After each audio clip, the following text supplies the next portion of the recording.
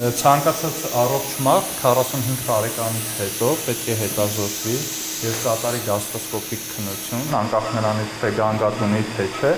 որպեսզի ստամոքսի խնդիրները հայտնաբերվեն վաղ փուլում։ Ստամոքսի քաղցկեղի վաղ փուլում հայտնաբերումը հնարավորություն է տալիս գոյացությունը հեռացնել էնդոսկոպիկ եղանակով, խուսափելով բարդ վիրահատությունից ու դեղորայքային բուժումից, ինչպես այս բուժառուի դեպքում է եղել։ Սա համարվում է մինիմալ ինվազիվ վիրահատություն, հիվանդի համար ավելի տանելի է, ավելի արագ հիվանդը վերականգնվում է, այս բուժման ձևը համարվում է լիարժեք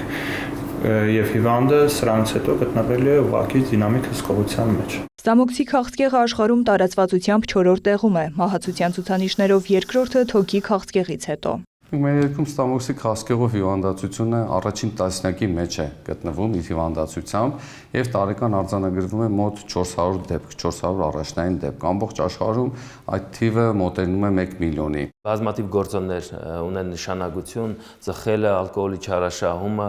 սնունդը, կերակրի աղի մեծ քանակությամբ ընդունումը, տապակած, ապխտած սննդամթերքի մեծ քանակությամբ ընդունումը, ինչպես նաև ժառանգական գործոնը նշանակություն ունի եւ նախաքաղցկեղային հիվանդություններ, ինչպիսին են քրոնիկական գաստրիտը, ինչպիսին են ստամոքսի խոցային հիվանդությունը։ Թե քրոնիկ գաստրիտի, թե ստամոքսի խոցային հիվանդության դեպքում բուժառուն պետք է տարին մեկ անգամ գաստրոսկոպիկ հետազոտություն անցնի, որը ներկայումս իրականացվում է ընդհանուր անզգայացման պայմաններում, բուժառուն ցավ չի զգում։ Վերջին տարիներին թե ստամոքսի քաղցկեղի, թե մյուս օրգանների քաղցկեղային հիվանդության դեպքում վիրահատական եւ ճառագայթային բուժումները կատարվում են պետական պատվերի շրջանակներում։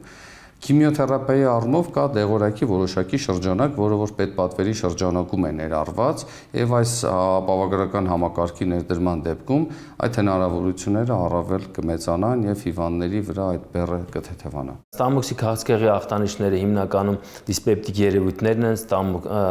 ստրսխառնոցը, փսխումները,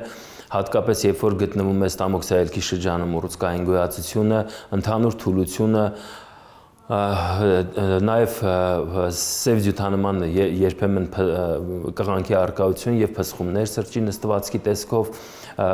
նիհարելը, դրանք այն բոլոր գանգատներն են, որոնք լինում են ստամոքսի քաղցկեղի դեպքում։ Ստամոքսի քաղցկեղը դիտվում է հիմնականում 40-ից 60 տարեկանում, 2 անգամ ավելի շատ տղամարդկանց մոտ։ Այդ տարիքից սկսած պետք է պարբերաբար հետազոտվել, քանի որ հիվանդությունը կարող է նաև անախտանիշ ընթանալ։ Նարեկ Ոսկանյան, Ռոմիկ Խաչատրյան, լուրեր։